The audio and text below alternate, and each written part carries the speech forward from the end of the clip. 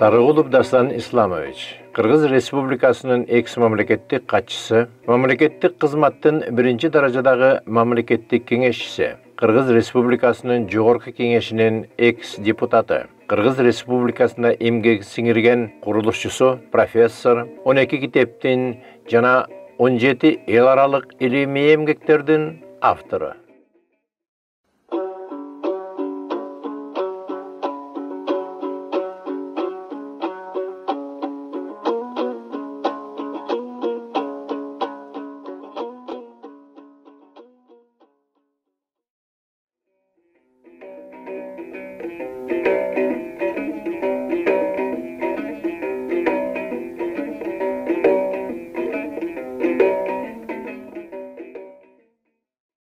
Саламатсыздарбы, урматтуу телекөрүүчүлөр.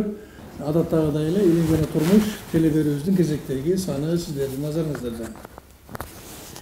Бүгүн биздин маектешибиз, биздин коногубуз Кыргызстандагы белдүү саясий ишмерлердин бири, мурдагы мамлекеттик катчы, Кыргыз Республикасынын Жогорку Кеңешинин бир нече чакырыштарынын депутаты, biz qadırlagan, sıylagan Sarıgulov Dastan Islamovich agay gelip oturат. Biz bugün negizinen Kırgız jönünde söylöşöbüz. Kırgız degen bul emne? Bul emne degen fenomen dep aytatilem. Salamatsızbı Dastan Islamovich? Men abdan kuvanычтамын, biz abdan razыбыз. Бореке ошол ЛТР телеканалынын илим ышкыбоздорунун атынан сизге чоң рахмат айтабыз. Анткени bir top vaxtınızda ala turğanday bolup turabız. Biz söylöşe turgan söz özünüzdün bayagı izintölörüңүздүн айына чекесинде болмокчу. Agay, men kesipköy tarıkçı emesmen, men kesipköy fizikmen. Başından ele moynuma onu aytıp koyuşum gerek. Ökөөбүздүн маегибиз баягындай bir paritettik avalda bolot деп айта албайм. Анткени сиз өзүңүз инженер технар болгонуңуз менен көп тарыхчыларды жолго салып кое турган билимиңиз бар, аны биз бардыгыбыз билебиз. Кийинки учурларда Кыргыздын өзүн өзү баягы идентификациялоо маселелери, өзүн өзү таануу маселелери чар жайыт ар кандай деңгээлде айтылып, жазылып, окулуп келатат. Бул өзү деле буга деле шүгүрчүлүк десек жараша бергидей, анткени бул да керек. Бирок мени таң калтырган, анан мени кызыктырган сиздин мугалимдигиңиз болду. Бұл орыс тілінде жазылыптыр, 18-жылы шығыптыр. Ошону менен катары эле түрк тилинде да чыгып атат. Мен буну окумуштуу катары бир топ барактап мындай көрдүм. Бул жерде эбегейсиз көп материал тезис түрүндө берилип. Түрктөр эмне үчүн ушунча кызыгып калды? Булар деле ушундай эл, инерттүү эл десек, инерттүү эл, бирок эмнегедир ушуга абдан чоң көңүл буруптур. Анда сөз тизмеги сизде агай, сиз өзүңүз. Bu kitap ilimi negizde dalildep jatat Kırgızdın 150 bin yıl tarihın paleolingvistika iliminin negizinde 150 bin yıl. 150 bin yıl. Bu ilim pozdor. Oşul ele uçurda 50 bin yıl tarihın paleoastronomiya iliminin negizinde 35 bin yıl tarihın paleogenetikanın negizinde Döve madaniyatının negizinde 6000 yıl tarihın barın koşup gelgende Türk dünyanın tüyünde Kırgız dünyası jatarı bir yerde talaşsız tasdıktalgan. Oşon üçün bu kitapti Türk mamleketi dağı Türk diline kotorup oşoga çoğun göңүл burganın sebebi uşul. Birok bul adabi kitap emes, bu kitap ilimi kitap bolgon soň albatta atayın bilimdi talap kılat. Paleolingvistika degen emne, paleoastronomiya degen emne. Mına paleoastronomiya biz azır yıldızlardan kabarыбыз жок, 99% elibizde. Alemi bu yıldızlar 50 bin yıl murda kanday bolgon degen soň. Şu konfigurasiyalar. Tüzülüşü kanday bolgon, asmanda karaganda aların süreti kanday bolgon degen masele öte tatal. Ne bolsa paleogenetika degen öte tatal bilim. Bunun bari atayın dayardıktı, atayın bilimdi talap kılgan soň bul kitap kalın okurmanga kıyınırak özдөштүргөнгө. Ушуга байланыштуу бул илимий чөйрөгө гана багытталган китеп. Ал эми бөлөк суроо туулуп атат.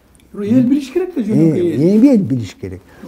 Ошон үчүн бүгүн биз сөз кылсак, билими жок, атайын билими жок, атайын даярдыгы жок адам кыргыздын тарыхынан кабардар боло алабы? Эгерде болсо, эмненин негизинде кабар алат деген. Өзүн өзү ынандыра алабы? Ишенеби, ишенбейби деген суроо. Четинен эле баштасак, мен муногу китептин көчүрмөсүнөн баштайын.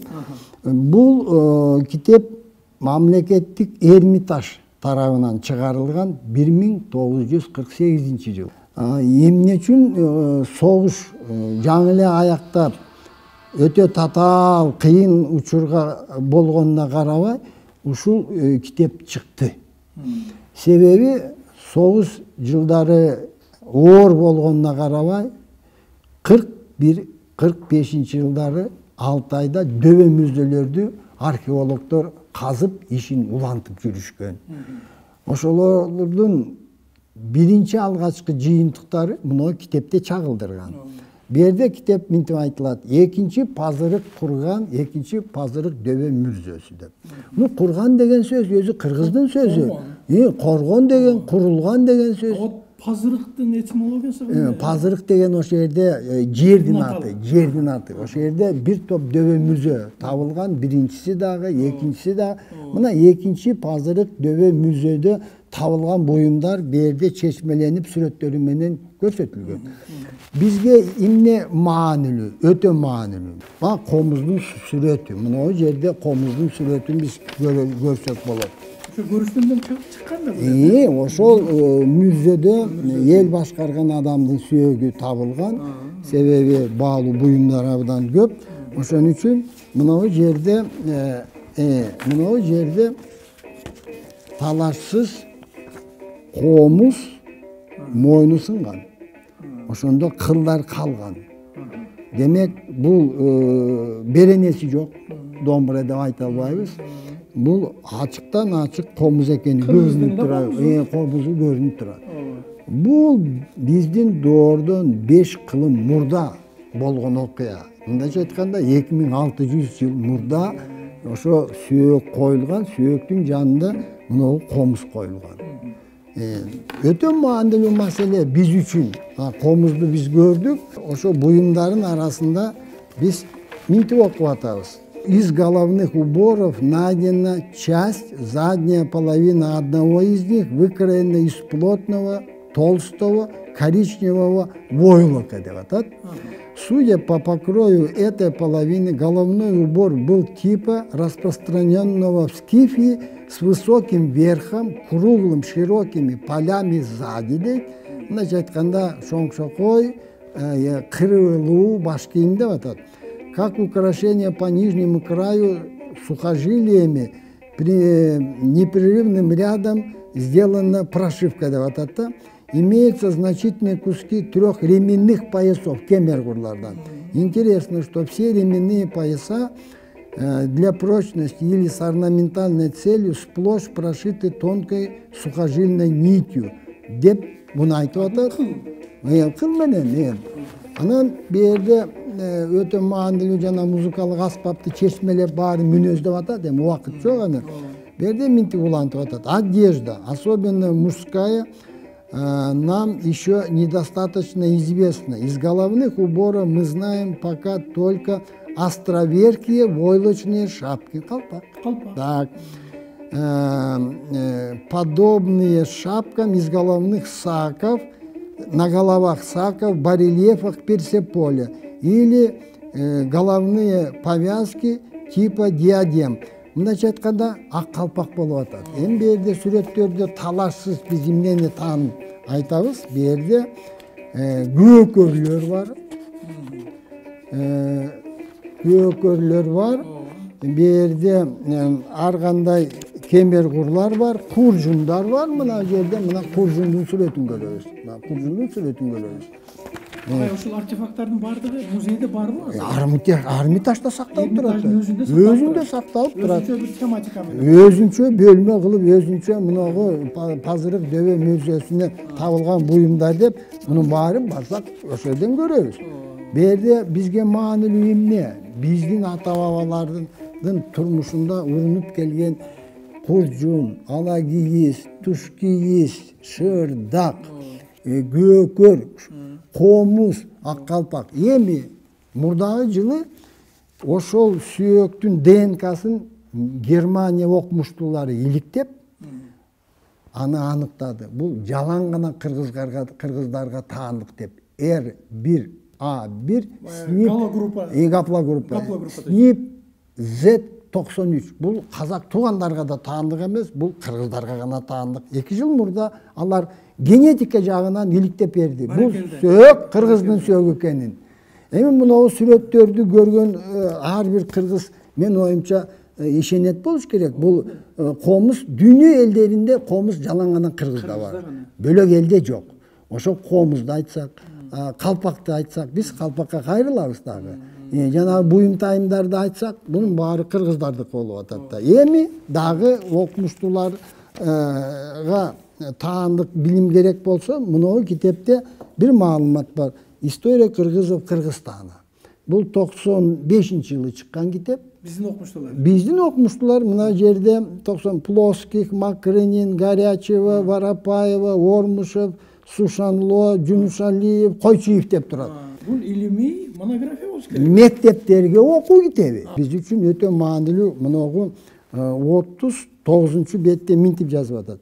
В ущелье Шамши южнее Токмака найдено погребение знатной женщины. На лице ее золотая маска, глаза на которой выполнены из янтаря, на шее ожерелье из гранатов в золотой оправе, в ушах золотые серьги, на пальцах перстни с ярко-красными гранатами деп турат да. Рядом с женщиной лежали золотая кружка, комус деп турат. Эми бул билимдин кереги жок го дейм, атайын тарыхый билимдин кереги жок. Комус окованы серебром, красивая, украшенная самоцветами конская сбруя от чабдык и бронзовый казан. Находка в ущелье Шамши, представленная коллекцией прекрасных ювелирных украшений, самая богатая в Средней Азии и Казахстане. Датасы кандай көргөзүлгөн бул эми? Биздин доордон 3 кылым мурда коюлган сөөк деп атат. Бул 2400 жыл, 2400 жыл мурда. Bunun bari bizdin tarix muzeyde. Atayınday saktauçu jayda turat. Sebebi öte bağlı. Akçalay bağlı mümkün emes. Mümkün emes. Dünyölük bank, valuta koru oşolorun öküldörüne men mamleketlik katçı bolgondo atayın barıp көрсөттүм. Men aytdım, Kırgızda emirle bugünküdey bolgon emes. Mına bizdin babalarыбыздын деңгээлин көргүлө. Алар таң калбады. Таң калып айтат, мындай зергер буюмдар бүгүн дагы биз таба албайбыз дейт. Бүгүн дагы биз андайды кечиктире албайбыз дейт. Ушундай чеберчилик менен жасалган. Азыр сакталуу боюнча тургандыр. Турат музейде, урда эле кетпесе. Бул тарыхый китеп. Мектептерге арналган. Бирок көңүл бурбайбыз да. Көңүл бурбайбыз. Демек, жана комуз Пазырык дөбө мүзөдө 2600 жыл мурда коюлса, ал эми пайда болгону бери дегенде 3000 жыл деп бышык айтсак болобу? Болот. 10 жыл мурун мен Кыргыздын 6000 жыл тарыхын илимий далилденгенин талай жолу жазып, Эркин Тоо гезити басып, ар кандай китепче кылып чыгарып, ал 10.000 жыл мурун Кытайлардан мурда эле биз илимий далилдегенбиз. Билими жок адамдар бир эле көргөндө Кыргыздын тарыхын тааныйт деген сөз болуп атат да. Мына китеп Новосибирский университети, гуманитарный факультет, Новосибирский государственный университет чыгарган. Бул китеп илимий китеп. Худяков жетектеген история дипломатии кочевников Центральной Азии деп аталат. Бул китептин бир кемчилиги 150 нуска менен гана чыккан. Эмнеге мынча аз чыгарышкан? Эми акча каражатка байланыштуу биринчиден, экинчиден саясат. Саясат Себеби кыргыздын байыркы тарыхын чагылдыруу деле көңүлүнө келе бербейт бөлөк мамлекеттердин. Биз өзүбүз ынтызар Биз эми биз кайдыгербиз да. кайдыгербиз. Мына ушул жерде бир сүрөт бар, баарыбыздын көңүлүбүзгө татыктуу сүрөт. Ал мынтип айтып атат: Телас тамгами шивет улан Монголия. Bu yerde 681-687 жылдары биздин доордон Кытай сепилинин түндүгүндө жашаган көчмөн уруулар баскынчылык Тан империянын саясатына каршы биригүүнүн белгиси катары мунуга аскага өз урууларынын эн тамгасын чегип койгон деп атат. Ташка, мына сүрөт. Мына ушул жерде бир нече кыргыз урууларынын эн тамгасы бар. Мен айтпай эле коеюн, анан бирөө айтты, биздикин айткан, бөлөкүн айткан жок деп. Таарыныш болбосун. Бирок бу жерде бир нече кыргыз урууларынын эн тамгалары чегилген. Бул Долон би санжырасынан 7 кылым мурда чегилген. 7 кылым Долон бийдин 12 кылым дейбиз. 12 кылым, 13 кылым. А бул 681-жылы чегилген. Демек, биздин бир топ уруулар ошол эле убакытта өздөрүнүн эн тамгасын таанып, билип, биз дагы ушул биригүүгө кошулдук, баскынчылык саясатка каршыбыз деген белги катары. Мына ушул маалыматтар атайын тарых илимине ээ болбогон, жөн эле тарыхка кызыккан адамдарды ынаандырбай койбойт деп ойлойм да. Мен баягы бери угуп отуруп бир ушундай ойго келдим да, Дастан Исламович. Эмне үчүн биз ушундай эле жалкообузбу, кайдыгербизби? Бизге башка бирөөлөр эч убакта изилдеп колубузга салып бербейт да. Бирок системалуу түрдө биздин кыргыз окумуштууларын мен чынын айтсам ошол айта элем, мен берем баягы палеолит, кайнозой эрасындагыларды айтпай эле коеюн. Адам бер жагынан деле мындай көп мындай бир ачка калгандай нерсени туюнуп келем да. Мен 150 000 жыл, 50 000 жыл, 35 000 жыл кыргыз тарыхын козгоп эле коеюн. 16, 17, 18 кылымдагы кыргыздын тарыхын биздин тарыхчылар билбейт да. Өкүнүчтүү ушул. Аркыны тимеле коеюн, тиягын тимеле коеюн. Кокон хандыгынан эле бери ошонун эле тегерегинен эле бери эле жүрөбүз улам. Мунун себеби жүйөлүү. Биринчиден, ушул кызыктуу. Союз мамлекети түзүлгөндө саясий ураан чакырык болгон. Эскинин баарын биз түп тамыры менен талкалап жок кылабыз. Бул расмий чакырык болгон. Эскинин баарын жок кылыш керек эле да. Эскинин баарын жок кылбасаң, жаңыны кантип таңуулайсың, кантип жаңыны киргизесиң. Бул чоң саясат болгон. Экинчиден, 1921-23 жылдары ачарчылык болгон, казак туугандарда өтө оор. Бир топ адамдар кырылып калган. Нааразычылык күчөгөн. Казакстанда Алаш партия күчтүү чыккан. Ага социал туран партия Кыргызстанда кошулуп, жаңы эле түптөлүп келаткан союз мамлекетине коркунуч туудуруп калган. Коркунуч болгондо да өтө чоң коркунуч болгон. Биздин ата-бабаларыбыз өзүнүн байыркы тарыхын билген. Ошон үчүн алар жаңы доорду кээ бир жерлерин кабыл алса, кээ бир жерлерин кабыл алган эмес. Эмне кылыш керек? Айла жоктон мынау китеп ошону чагылдырат. Бул китеп Россия Илимдер Академиясы тарабынан жазылган «Репрессияга учураган түрк илими» деген китеп. Бул экен аталышы. Репрессированная түркология. Мага автордун өзү кол коюп берген мага. Болгону нускасы 800. Китепканаларга да жетпейт. Баягы эле көз караш менен да. Бул кеңири маалымат элге жетпесин деген мен. Бул китеп негизи Борбордук архив КГБнын, Азербайжандагы республикалык, Казакстанда республика, Кыргызстанда республика, Ташкентте республикалык КГБнын архивтеринен алынган маалыматтар. Демек, союзга коркунуч туулуп калгандан кийин бул түрк мамлекеттердеги окумуштууларды атүгүл Москвадагы СССР Илимдер Академиясындагы чыгыш маданиятын тарыхын билген Академиктердин баарын жок кылган. 2 жылдын ичинде, 2-3 жылдын ичинде 1200 окумуштуулар атылып кеткен. Ал жерде алардын ысымдары бар, биздин кыргыздардын дагы окумуштуулары бар ушул жерде.